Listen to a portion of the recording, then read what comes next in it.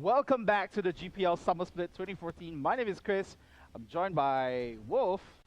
As we have the final match for tonight, it is going to be the Saigon Fantastic 5 going up against one of the new teams to join the Garena Premier League, which is Wargods from the Philippines. Yeah, that's right. Hello? Yes, There we we can't go. hear you. Just checking.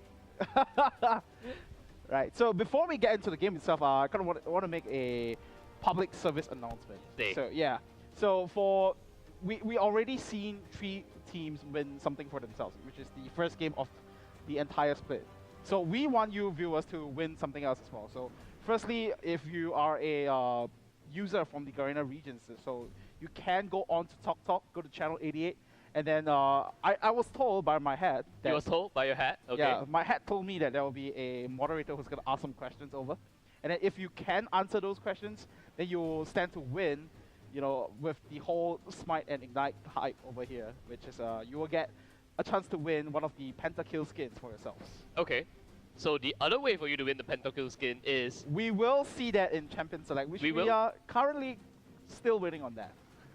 Yeah, it is actually the Twitter question for this week. That's right. Oh, sorry. I'm very used to call it Twitter question, but you know now it is the hashtag question apparently, because you can answer to that in Facebook as well as that. That's right. Now it's just the question. But And the question of the week is don't forget to use the hashtag GPL Esports. Don't have to be so long-winded about it.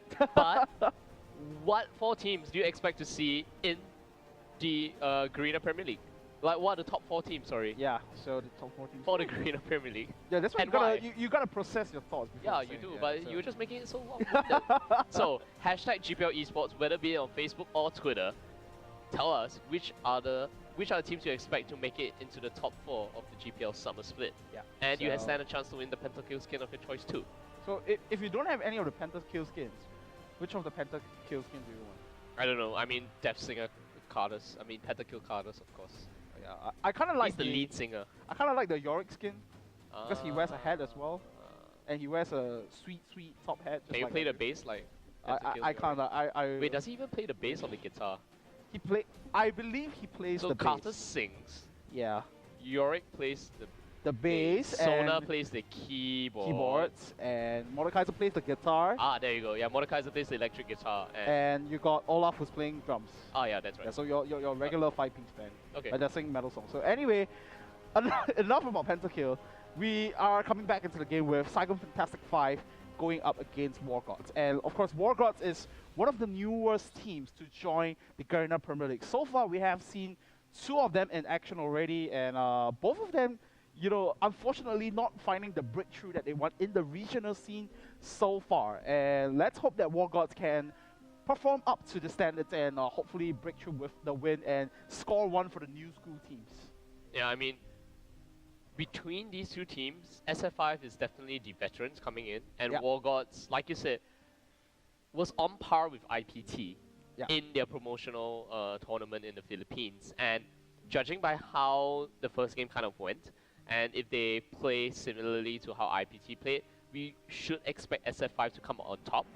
But of course, things have changed ever since that promotional tournament, and we may even see Wargods pull off some neat tricks of their own.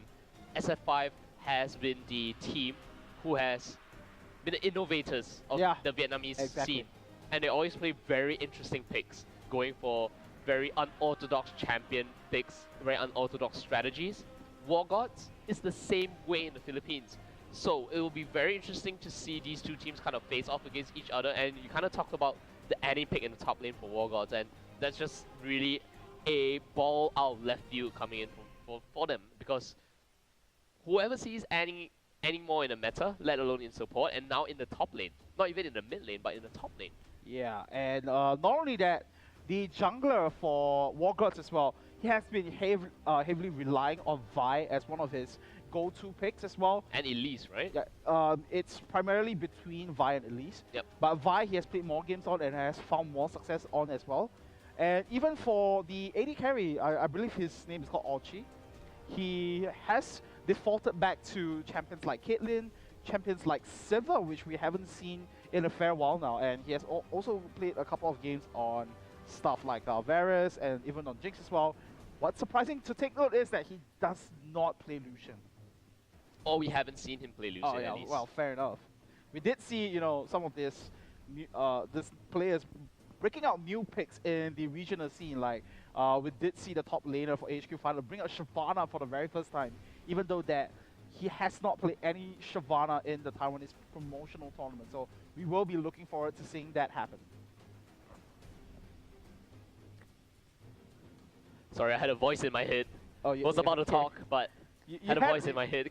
Can't do two things at the same time. I understand your pains. Yeah. Sometimes my head. Do you want the... My head just talks to me at random timings as well. So, yeah, sometimes casters have to face this multitasking things, but I'm generally a much better multitasker than he is. Yeah, he is. He is. So, that's without a doubt. Yeah, we are still waiting on the players to go into pick the beds, and of course this is going to be the last match for tonight. We already had some pretty one-sided matches and some pretty close matches as well. So let's hope that these two teams can, give each other the run for the money and give us a good show. Yeah, that's right. I mean, between all these teams, the top 4 teams I expect to see, other than the fact that you were hoping for an upset, will definitely be both the veterans, HQ and Taipei Assassins from Taiwan, and of course Saigon Jokers, who wasn't too impressed by their first game, but I do expect them to kind of step it up once more. And SF5, another powerhouse within each of the groups. So those are 4 of the teams I expect. Fighters as well as Machi Esports. Fighters more could be one of your so-called dark horses to kind of trounce the veterans in this case. So those are the top 4 teams that I'll be rooting for, and of course looking at fighters very, very closely. So overall, I mean, within the new teams of the GPL split, who do you think will impress you the most? Well, I have to say that I had quite a fair bit of expectations for Fighter, just because the fact that they do have 2 existing AHQ members in the form of Elvis and Lancer, but today they did go up against the existing champions of the Garena Premier League. So it's unfair to kind of judge them just from that one game. Fair enough. Yeah, but so far, you can see time and time again some of the mistakes and the hesitation that they do have. And but I expect the Fighters to really be one of the top-notch teams in the GPL. What about the teams that are really not, say, bottom-tier teams, but not the powerhouses, people like Legends, people like Neolution Esports Full Lewis? How do you think they'll fare in this summer split? Because do note that no matter how many circuit points you have achieved over the previous splits, the winner of this summer split will directly be handed a ticket to represent Southeast Asia at Worlds. Because, I mean, it only makes sense. You are the strongest team in the most recent split. We'll give you a ticket, a one-way pass to represent us at Worlds. And all teams within each of the groups have an equal opportunity at getting that ticket. Yeah, that's very true. And for some of the mid-tier teams that you're kind of talking about for ISG Legends, recently they had some overhaul of their roster changes. They have brought in new people and they've kind of swapped their positions around a bit in their old teams. And I guess the only time that we can give verdict onto these teams here is when we actually see them in action. And I believe that they will be playing Thursday and Friday. That's right.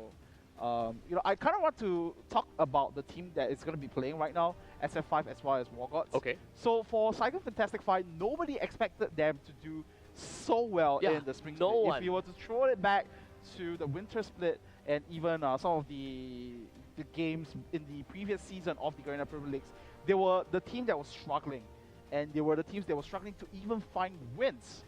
But then they just erupted into.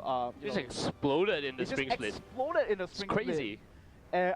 I believe they ended the split with 6-4. So they are definitely one of the favorites to actually proceed on to the round of 8 and even into the round of 4. So let's see how their performance is going to hold up against the new kid of the block, Wargods, as we head into picks and bans. That's right, so we are in the picks and bans. See those little lightning flashes. First ban coming out from the Saigon Fantastic 5 will be LeBlanc, and that Twitter question, question of the week is seen, of course, at the bottom of your screens right there. Don't forget to use the hashtag GPL Esports. Use it to tell us all your views and even answer the question. Lee Sin Lily and Shyvana being banned out by both SF5 and Wargods. Let's see what are the next few bans. Very mid-lane centric ban coming out from a lot of these teams. I do expect the final ban from SF5 possibly to be in the mid lane as well. Wouldn't be too surprised if that's the case. Yeah, so let's see what's the decision over here. And of course, LeBlanc is one of the champions that Trevor has played in the PGS to very good effect as well. He has played 5 games of LeBlanc out of the 10 games in the promotional tournament and has found multiple success on the champion, so not too surprising. And the kill taken away as well. Very strong champion, has that intervention, Divine Blessing, very good lane, very strong laning presence as well. Evelyn being taken out for the side of Wargods. Kassadin gets through, Lulu's gonna get through as well, probably to Wargods this time, and so is Fresh. Wouldn't be surprised if those are the 2 picks coming in for Wargods. So Wargods have a more jungle-orientated pick and ban phase, so taking away the jungle. From very targeted at Jungleology, who was pretty much the playmaker for Saigon Fantastic 5 in the Spring Split. But with that, they did leave Kassadin open, so it's going to go into the hands of Saigon Fantastic 5. So the second Kassadin game that we'll see for tonight. Yeah, that's right. I'm actually quite surprised that they banned out Shyvana from QTV, because QTV is known to play so many champions that it's really not worth banning him out, because he does well, and he's very stable on many of these picks. So don't know why the Shyvana ban was there. Jax is still open as well. Fresh and Elise are now being considered by Wargods. If they do lock it in, like you said, Stronger is a player that likes to play his buy, likes to play his Elise, and it does seem like for this game at least, he's going to go back on the Elise pick. Yeah, I actually do have an answer for you with regards to the Shyvana ban. I just feel like Wargods, they don't like to deal with that champion in particular, because if you look back at their records, they banned out 10 out of 12 times in the PGS itself, so they just don't want to have anything to do with Shyvana. Shyvana is probably extremely popular in the Philippines region. Yeah, and for Evelyn as well, they banned her out 7 out of 12 times, so this is something that they have been sort of working with. And let's look at what are the picks for it's gonna be it's gonna be the Pantheon. Jungleology is just so proficient on that champion and does so extremely well on the Pantheon pickup. And the Morgana, of course, something that's extremely a safe pick, and Minus is quite comfortable on their champion as well. He can play Thresh, but now that Thresh is being picked up by Wargods, defaults back to that Morgana pick, something that is a very safe lane against Thresh. Yeah, and I'm looking over at what Wargods are hovering over right now. Are we actually going to see that Kha'Zix in lane? Because it's probably going to be the top lane Kha'Zix, if I'm not wrong. Wargods likes to play that in the... Wait, am I remembering the right team? Yes, I remember JLC playing Kha'Zix in the top lane. Yeah, he did play Kha'Zix once in the promotional tournament. And right now, I'm not exactly sure what they are going to lock in for themselves. If they are going to lock in that Karma, then it's a very interesting mid lane choice. But Lulu is still open as well, so so they might just go back to Lulu. And of course, for Wargods over here, they did have a switch of players now that I'm kind of mentioning it, looking at it now. Personality was previously the support player, and now they have kind of swapped out with Suez now being in that support role. And I guess they're still very used to having Caitlyn up their sleeves. And if you look at this composition is actually something very famous for. You can just stack up your solo CC over here. You can just lay down the cocoon, you follow that up with Death Sentence, and even with the Trap as well. So that's right. The catching potential for Wargods is very strong at this point. My concern for Wargods team comp right now is that they don't have a lot of damage or a lot of upfront damage on their hand. Caitlyn needs some time to ramp up. Karma doesn't deal a whole bunch of damage. Execute on Elise at the same time. It's called an execute for a reason. It only does more damage as the health gets lower, and they don't have the tools right now to chunk down SF5. If they decide to go for maybe a top lane Karma and pick a mid lane champion such as Ziggs that can do a lot of upfront burst damage, chunk people quite low, maybe it's possible. But let's see what Wargods decides to go for. Before the SF5 will go for the Jax pick as well as the Jinx pick. So Jax was left open all the way to the very end, and Kassadin now already being locked in for the very first pick by SF5.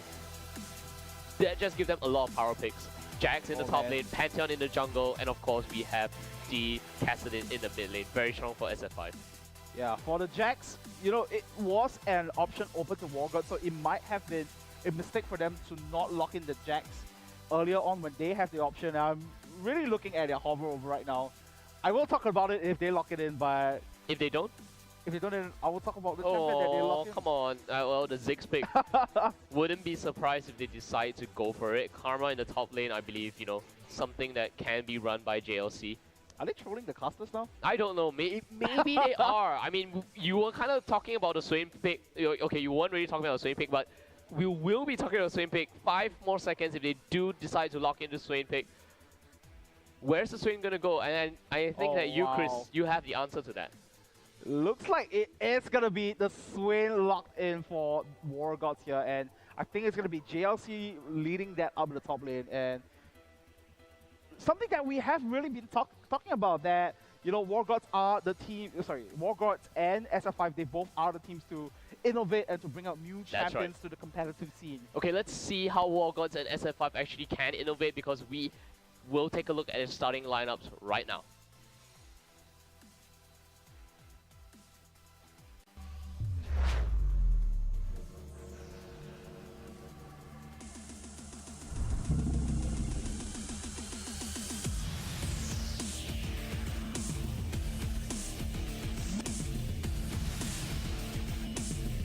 Và Achi là mục tiêu. Anh ta bật lá chắn, anh ta đã chết double kill cho Minap. Khổng lồ và Minap. Và Juni sẽ đi bụi. Có một viên tao hụt nhưng vẫn có triple kill.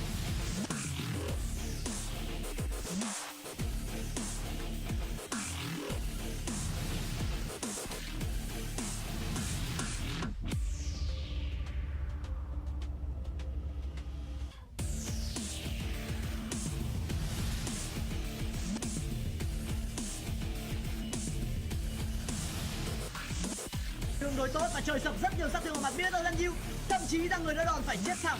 Đằng sau kia, Pit đang chơi thẳng vào mặt của Crazy Pie. Anh ta bấm nổ cạn, anh ta cầu được 3 thành viên để cho Achi bắn.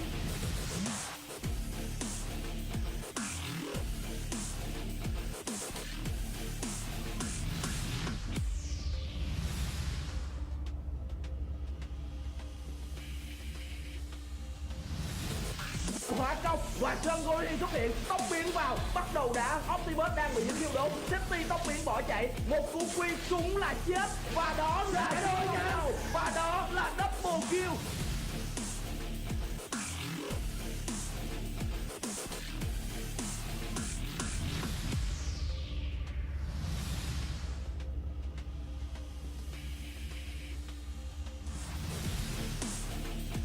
Win tới sóng âm vô ảnh cước, nổ long cước nhưng đã bị đẩy về rồi, chưa kịp nổ long cước. Oriel tới, phóng lao vẫn chưa phóng. Qua thành vũ đang cố gắng né được cú đó bằng cú tốc biến. Win vẫn đang bơi vào. Rồi, nổ long cước rồi. Win đang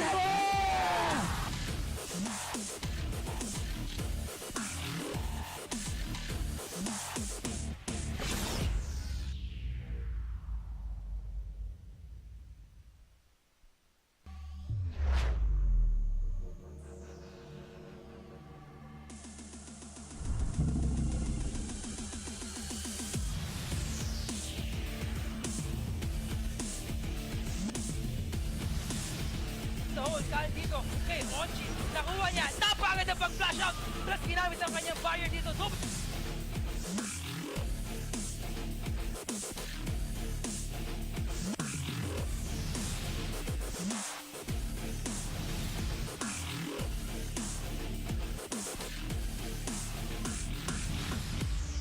Favor pa rin ng team ng Wargods dito. That's right. Looks like right now Severe or Wargods Ochi should be able to push out the top lane. Boy trying to clear out some.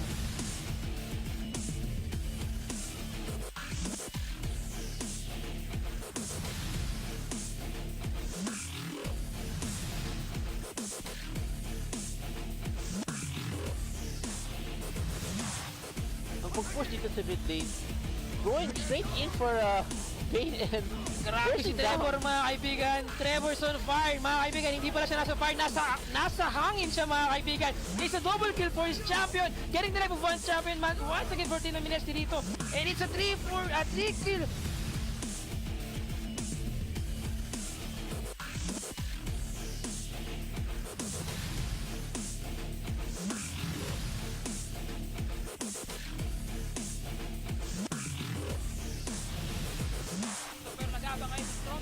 Napakaganda mag-fight steal sa Dragon na yun. Ngunit nangali pa kanyang buwan sa 2 members dito ng Team IPT, mga kaibigan. Grabe, ang sustain na ginagawa dito. Flash out!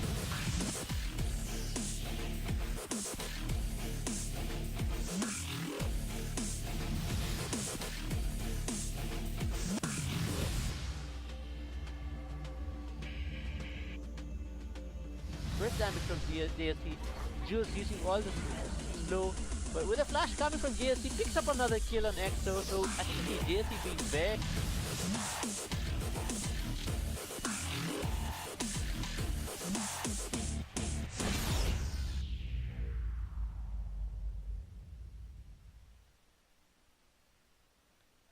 Are we live? Yes, Yes, we we are are. live. Our screen blanked out. You could have Yeah, started, you know. our You screen- can see the screen. I Our can't. screen kind of blanked out. Yeah. Can so see the bigger screen. Why do you do this to me? Why? I want to see how long it would take for you to respond. It will take however long it takes for me to respond is the time where this monitor here on the left comes back alive. Well, anyway, we're back with the teams. They needed to sort of exit the lobby and remake the one because I was told that there was some kind of bug with the runes. Is that right? Yeah, there was some rune bug. Yeah. So the It wasn't a teams- Kha'Zix though. Okay. So the game is now processing underway, and we're just waiting for the delay to Processing. Yeah. So we're just waiting for the delay to end, and Yes, you know, now that we have this little bit of time to talk about the game that's now, right. Talk about your Swain. I wanted to talk about the Swain. So Now I'm giving you the chance to talk about the Swain. okay, if you bring yourself back into the season 2 days, Okay. just rewind your clock, your body clock and your history clock into the season 2 days. I don't want to rewind my body clock, Chris. Okay, fine. If you just rewind yourself back 2 Okay. years. I'll When you- take a time machine. Okay. Okay. Back 2 years. So season 2, when we saw abundance of Irelia picks, Jax picks, I believe Darius picks as well, and you know, just generally all these bruises up at the top lane. One of the most popular counters to this bruises was actually Swain up at the top lane. And Okay. back then we actually saw a fair bit of Swain in the mid lane as well, just to counter out the mid lane picks such as Cassiopeia and even Annie and stuff like that.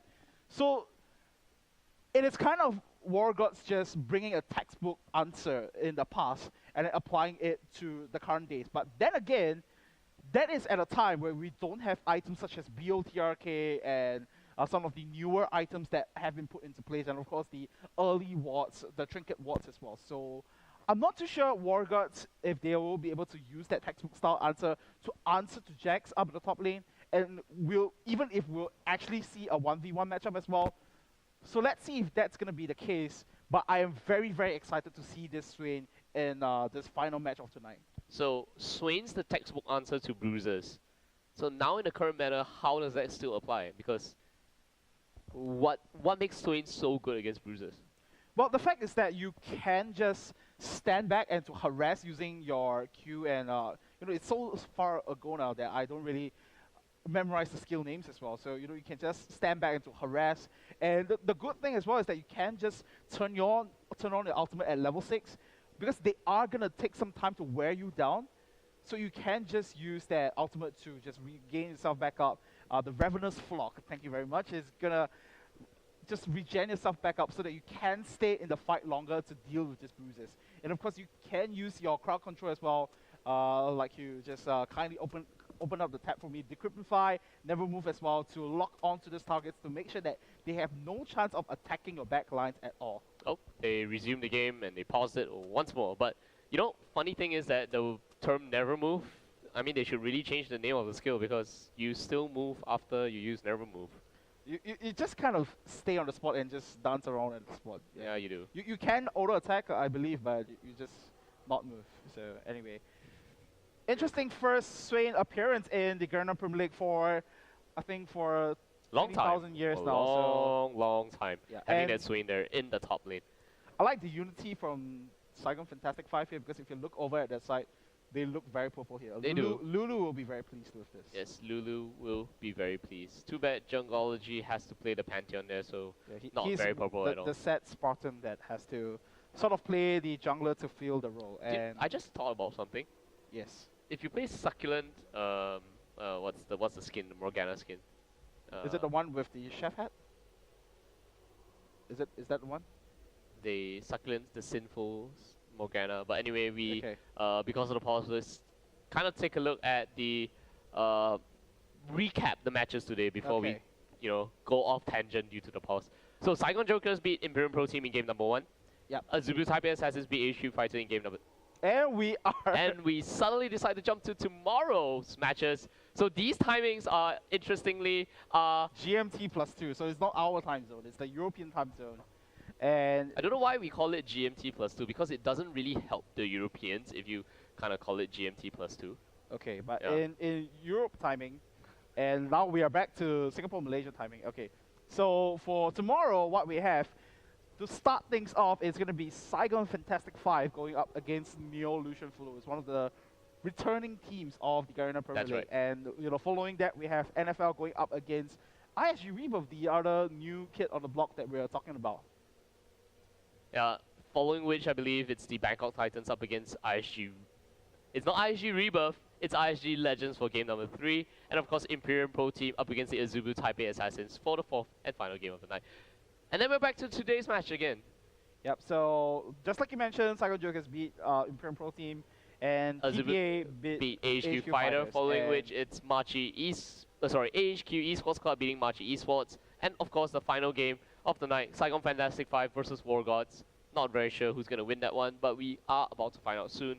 The pause is still underway though, so let's kind of come back to us so that we can kind of talk a little bit more about the whole baker thing that I really want to talk about. the baker thing. Yeah, because Pantheon's profession is a baker. If you use the... He says that he wants to be a baker, but he ends I'm up being sure he bakes really good a cakes. smarter. Come on. So, Such a I- manly man bakes really good food. Okay. So, am I safe to assume that Brom makes very good food as well? Yeah, he probably Since does. Pantheon is such a He good. probably does. So for League of Legends, they have very interesting side professions. Then Yeah, Is they that what do. you're trying to say? They do. So do you have a side profession other than casting? This is my side profession. Oh, okay, fine. So anyway, we're still on. Aren't we both full-time students? We're not supposed to reveal that. We are not? Oh, Yeah. So we're anyway, not? Really? we're still waiting for the game to start as Wolf here has a slip of his tongue. It's not a slip of my tongue. Since when were we not supposed to review that? I have no idea. So anyway, Yeah, I reviewed it for you too, so you're in the same amount of trouble as I am. I kind of really want to talk about Wargods. I want to focus on the game now. Okay, let's So- focus on the game. If you look at what Wargods have, Okay. they have Swain, Elise, Caitlyn, Karma, as well as Fresh. So they have a lot of potential single target lock on, and they have a Yes. lot of zone control as well. Because But do they have a lot of damage? Swain does not Yes. provide a lot of damage. Yes. Karma does not provide a lot of damage. Neither does Elise provide a lot of damage. And Caitlyn maybe once she gets a few items up, but that's my real question when it comes to looking at the Wargods overall team composition. Yeah, so that's the big problem that you were talking about. They might not have the full execution, the upfront damage to let Stronger go in for the execution potential.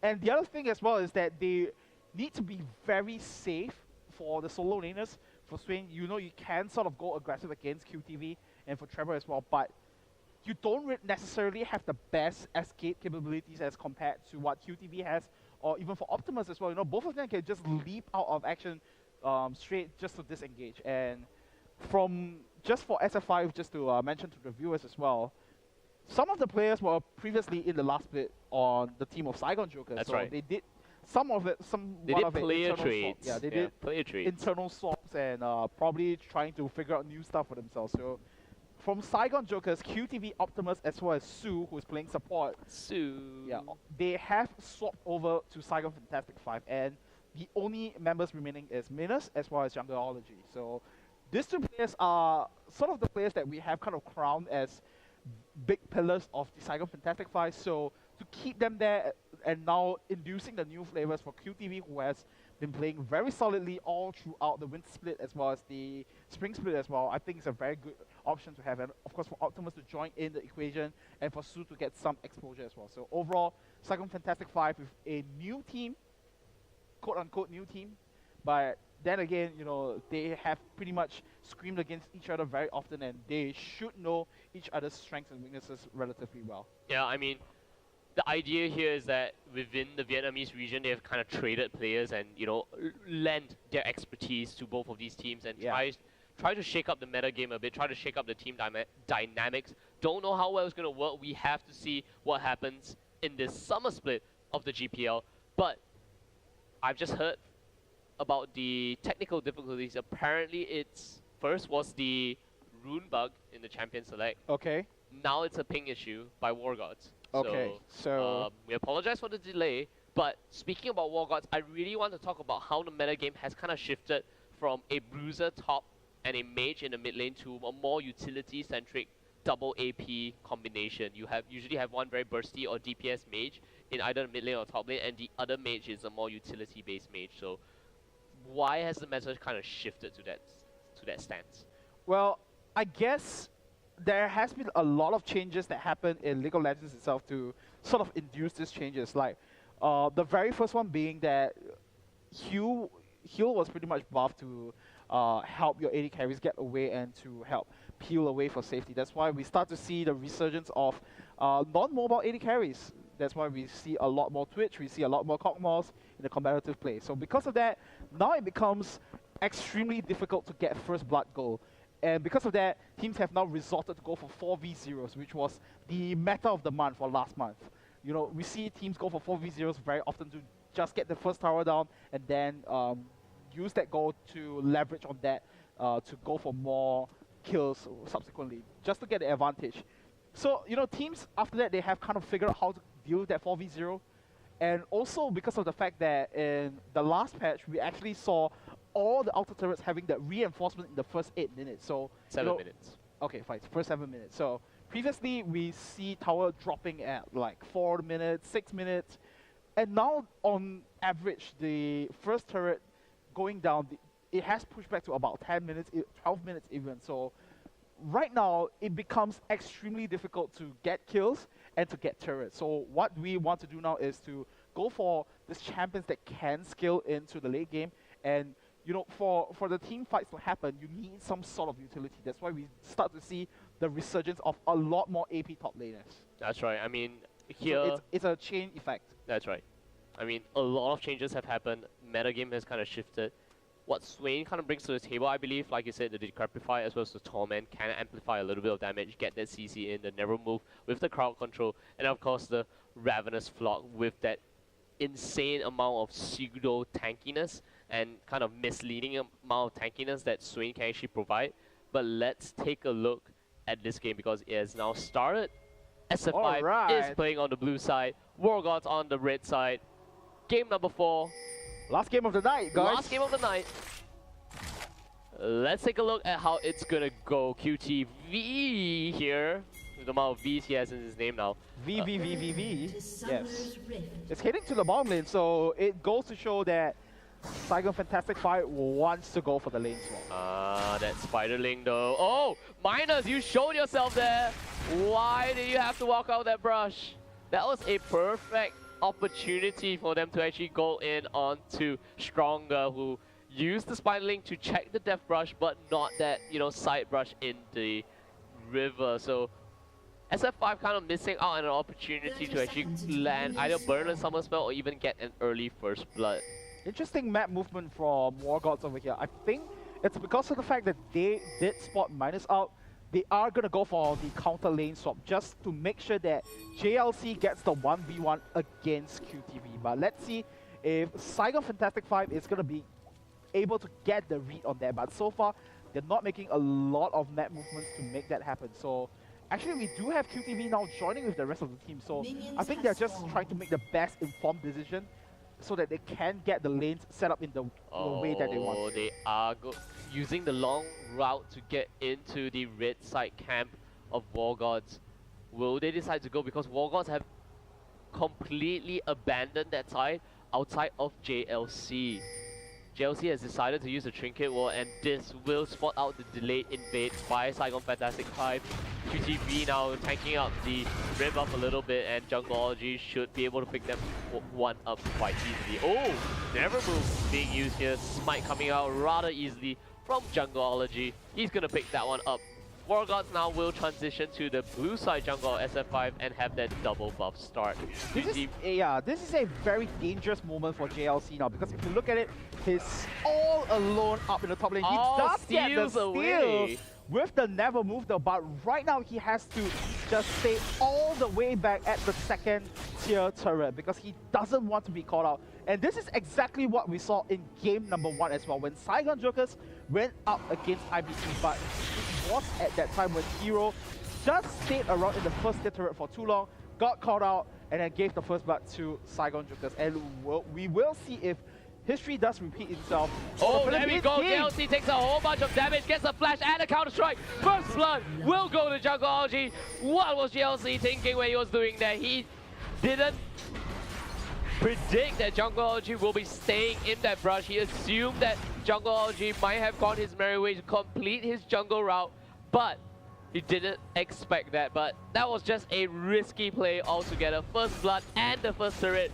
As it, average game time for first turret to go down is about an 8 to 12 minute mark. And now 3 minutes, less than 3.5 minutes in, first turret just gets completely destroyed here by Saigon Fantastic 5. Yeah, and this is the reason why 2v0 is the most popular meta right now, because you do have the option to go for this 4v0s when you see the opposing jungler out of position, and you can put pressure onto JLC as well, because on the opposing top laner as well, because if you look at it right now, QTV has the same amount of CS as JLC, but he has 1 assist and the turret as well. So that's gonna help him to you know, get some more items later on. And you know, look at this aggression from Saigon Fantastic 5. They do know that they have the map advantages. That's why they are so fearless to go ahead and get this second tier turret as well. Are they not going to take down this second tier turret? No, they are going to do it, but they're going to deny as many minions as possible. Yeah. Exactly. So, you know, with that, Saigon Fantastic 5 grabbed a very good top lane advantage for themselves. 2 turrets, 1,000 gold lead. That's right. So Saigon Fantastic 5 playing the map like they should be playing. So that second turret does not have that reinforcement buff that the outer turrets have, so that one went down extremely quickly. In addition to that, Minus playing. Oh no! There we have Minus getting caught out by Stronger. The red buff is now thinking he's all alone. Will be forced to flash away. He does not dodge the cocoon as well. Should have saved the flash for that one. Stronger should. Oh, actually, he turned around and went to auto attack the minion, but the execute damage from the Venomous Bite will give him that solo kill onto Minus. Right, Minus just stayed way too long up in the top lane, and it was just easy execution from Stronger. And right now, there we go. The land, the CC combination, and the exhaust. This is going to be an easy flash auto attack for Optimus. Didn't get a kill though. Su was the one with the ignite, I believe. Oh, not ignite, just an auto attack for him to pick that one up. I have to say that you know, the common thing between this game and game number 1 as well is that we do see both the sister teams from Saigon Fantastic 5 and Saigon Jokers. They have adapted to the 2v0 meta very, very well. And you know, because of that, we do see a lot more rooms from Su to make the kill in mid lane possible. You know, they kind of derped out by having Mina stay too long in lane, but overall, they still have better map movement as compared to Wargods. So unless Stronger can hard carry his team now, the first kill that he's gotten from Minas is not going to mean too much. Yeah, it is not, but this time we will see Wargods actually group up as a trio here in the mid lane, forcing Su to make the rotation, using the Tormented Sword to put down some damage onto the creeps. And oh, will we see the death sentence land? No, it is not. Going to the collapse now from Jungleology as well as Su. Toy Sanity now taken down extremely low. The Riftwalk not being able to do enough damage. Stronger's presence is enough. A lot of damage onto Optimus this time. Wargods will be able to fend away that gank coming in. A 4-man stack. Actually even forced JLC to make the rotation from the top lane to the middle. This is very smart play from Saigon Fantastic 5 because they have 3 members in the mid lane. They could fend themselves off just because of the fact that they do have some level advantages, which means that Minus as well as QTV can just, you know, have their merry freeway just farming down up at the top lane as well as the bottom lane. And you look at QTV right now, he's just freezing the wave, getting as much CS as he can before breaking the freeze and then pushing on towards the bottom lane turret for Wargods. That's right, Stronger now making his way once again to the mid lane. Optimus has the Riftwalk, does not even need to use it. That Spider probably won't deal so much damage. Oh, there we go! A lot of burst damage on the Suez now. QTV will dodge the death sentence. Poisanity not able to land this one. They do manage to get there in time for that gigantic wave of minion. Jungleology now just hovering around the bottom half of the map. Actually, 4 members now, oh sorry, 3 members now traveling to kind of back up QTV. They want the dragon control. They want to protect their top laner. They know that that brush is not warded, so the moment Poisanity and Sweat actually moves up a little bit in lane, they can go for that very hard initiate. And you kind of talk about how Wargods has a lot of crowd control. SF5 has a lot of crowd control as well. Yeah, not only that, I think that if SF5 can just walk in and out of some of the crowd control, then it's not going to matter at all. As the first dragon of the game goes over to SF5, and QTV actually goes aggressive on the Poisanity. Oh, gets the zap and the slow. Poisanity, you're not going to escape from that one. The Dark Binding lands as well. You are doing sorely out of position there. Su doing a fantastic job landing those Dark Bindings. We saw in the Dragon Pit, if Poisanity did not manage to sidestep the very first Dark Binding, he would have died much earlier there. That's right, so Saigon Fantastic 5 with a fantastic shot calling and decision making. So they took down the dragon, got one more catch onto Poisanity, and then extended their pressure onto the bottom lane turret. So with that, they have secured a 3,000 goal lead, almost close to 9 minutes in, and you know, Wargods are trying to respond of their own, going for the mid lane turret, but I don't think that they have the firepower to take it down. Yeah, Optimus opting for that Tear of the Goddess instead of the Catalyst build that we saw earlier from, I believe it was Morning. No, sorry, not Morning, Westdoor from HQ Esports Club. So Minus now might get caught out by Poisanity, gets spotted out by the rune, that, not the rune, by the ward there. Oh, there we go, the lantern and the teleport. Minus, you might go down. QTV AP steps on the cupcake now, and there we see the counter initiate. Su and QTV might be in a little bit of trouble.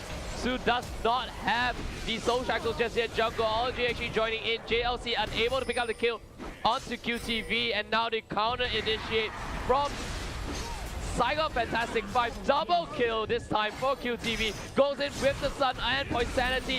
Triple kill for QTV. Now the chase from Optimus. Trevor, you are going to go down. A near ace for SF5. 4-0 in their favor. Only Stronger is alive. Did not make the rotation. Tried to put in more pressure onto the mid lane tier 1 turret, but to no avail. You know, I thought it was pretty disastrous for Saigon Fantastic 5 when Minus was just caught way out of position, but instead it was, you know, the entire team there. Oh my god, QTV almost gone down to the ace in the hole, so you know. What was he still doing there in the first place? But you know, anyway, it was just them communicating very well, and that resulted in a triple kill for QTV, and with a slither of health as well. So that goes to show, you know, when you have this sort of communication established, you can still turn the sticky situations all around. 4-0-1, almost completing up the Trinity Force. Already has 2 components of it. QTV is just gonna scale much faster than most deck players. Yeah, he's gonna scale quite. Oh, nice! Dark Binding there. Optimus actually goes in for the counter initiate, and oh my goodness, Poisanity misses a. Oh, that death sentence, that was point blank there. How do you miss that one? He was rooted already by the tether from Karma. Right, so Saigon Fantastic 5 Optimus still kind of playing with fire a little bit, but he is going to be able to back off from there. And I think another key thing that we haven't mentioned about the fight down the bomb lane is that Stronger hasn't been able to respond to all these teleport gangs and these map movements from Saigon Fantastic 5. So what I feel that Stronger needs to do now is be more proactive, because so far he has only been pretty concerned about farming his own camp, and if you look at it, you know, he is out by CS against Jungleology, but that's not helping his team all too much. So he needs to have a bigger and more active presence overall for Wargods to try to climb back to this game. Because if you look at it, they can still hard freeze the lane, especially for Swain, because you can clear out the wave using the Ravenous Block. So it is not impossible for Wargods to come back from this, but 3,000 goal lead for Saigon Fantastic 5 and a very fat Jax is still a worrisome sign. It's a 4,000 goal lead now for Saigon Fantastic 5, and well, I can't count, so it's okay. I think it was just your hat talking to you. Yeah. QTV now, like you said, once he completes the Trinity Force, he's just going to be a monster. And when we talk about jungle pressure that both Jungleology and Stronger kind of brings to the game, remember that fight earlier that happened in the bot lane, in which I believe Trevor actually roamed from mid lane to bot lane to help out, and Stronger kind of stayed in mid lane. Yeah. That was just, it was just weird all around. I mean, why wouldn't you roam together with your mid laner to support the rest of your team? It was essentially a 5v4 situation in which Wargods was disadvantaged, had one man less, and you know, it allowed Optimus to kind of single out Trevor, do so much damage onto him and just get a solo kill, and the rest of the team just kind of followed up from that one. I think the game plan back then for Wargods is because of the fact that they knew that Mingus is down already, so there's no execution up their sleeves. So they thought that, you know, by sending Trevor down to the bottom lane, they could go for the 4v4, but instead it was just Saigon Fantastic Five's coordination overall that just brought the team fight to their advantage. And the other concern as well was that, not the concern actually, the other thing to think about as well is that Stronger could potentially take down the mid lane turret because he had his firelings and he could use that skittering frenzy with the extra attack speed to take down the turret. And you know, if we have a chance to look at the mid lane turret right now, it is down to about less than a quarter or a third of his HP. So I think that was the game plan on why Stronger didn't actually move down to the bottom lane. But that plan just completely backfired because of the veteran experience from Saigon Fantastic 5 to turn this 4v4 skirmishes around. Yeah, I mean, in addition to that, Su has been doing a fantastic job of just kind of rotating and landing those key dark bindings in order for the picks from SF5 to happen. And Jungleology, he's 1-0-3. He's made those great rotations, joined in those team fights, and just allowed and used his crowd control to continue with the chase. And it's just overall a lot more cohesive than what Wargods is doing thus far.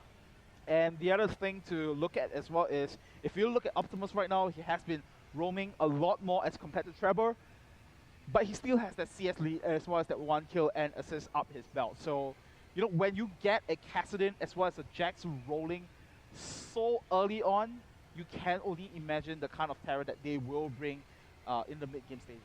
Yeah, it's once they hit this point, once they hit those item thresholds, Kassadin, especially once he gets the Rod of Ages, and once QTV on Jax brings up that Trinity Force to his inventory, it's gonna probably be about the 15-minute mark or so, and SF5 will just be so powerful, they'll hit their mid-game power spike so early, and Wargods really need to answer to that, and they need to stop the gold from being lost to Saigon Fantastic 5, and they need to get their farm up. I mean, QTV, yes, he's 11 minions down against JLC, but he has 4 kills.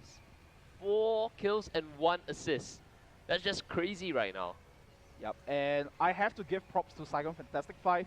I think the moment that they saw the Swain pick happen, and the possibility that, you know, QTV might get bullied out a little bit if it was a straight up 1v1 laning phase, they just called for the lane swap straight away, and you know, they just abused the snowball from there. And you know, Wargods now, they have to readjust their feelings, readjust their attitude, and then they might possibly come back in this game. So right now we're still waiting for the technical difficulties to be resumed, and I'm not too sure what is the situation. My top hat's not giving me any information at all. Neither is my earpiece, but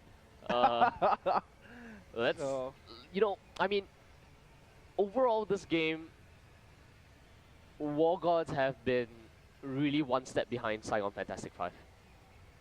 The initiations that have been done whenever they try to, SF5 has a proper response to it. You know what I feel like I could make an example for this game and in game number 1? Okay. It is a very classical example of when you have a old meta going up against a new meta and the different effects because of that. Because both IPT as well as Wargods, they have been caught in very frequent. And it's just the fact that the Saigon teams have been able to utilize the new meta in a very effective manner to gain those early game leads. That's why, you know, they have this decisive lead much earlier on. Yeah, I mean, it's interesting to see how the Vietnamese teams kind of play, and it's just going to be quite interesting to note how they will face off against the higher tier teams in their group. Of course, Saigon Jokers will have to face off against AHQ Fighters and the Azubu Taipei Assassins. And of course, right here, Saigon Fantastic 5 will be facing off against AHQ Esports Club as well. So once they hit those bigger teams in their respective groups, the way that they interact and the way that they adapt to the changing playstyles or the so-called difficulty level between these teams will be, I mean, I don't want to keep using the word interesting, but it's really going to be an insightful game to watch, especially since the Taiwan region and the Vietnamese region are the two strongest regions, undoubtedly the two strongest regions in the Garena Premier League from the trends that have been happening.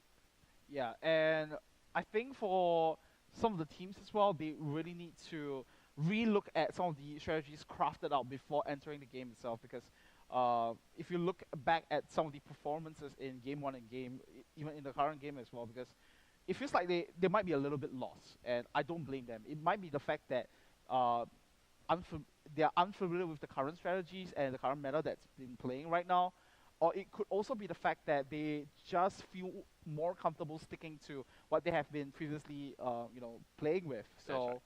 But the thing is that teams are just gonna bite on that fact and use the current meta and use all these little tactics and strategies to bring you down. So I think that's a very big thing to consider whenever you are playing these games, especially at a regional level where you are exposed to multiple level strategies, and different teams, different countries will bring different sort of play styles into the table.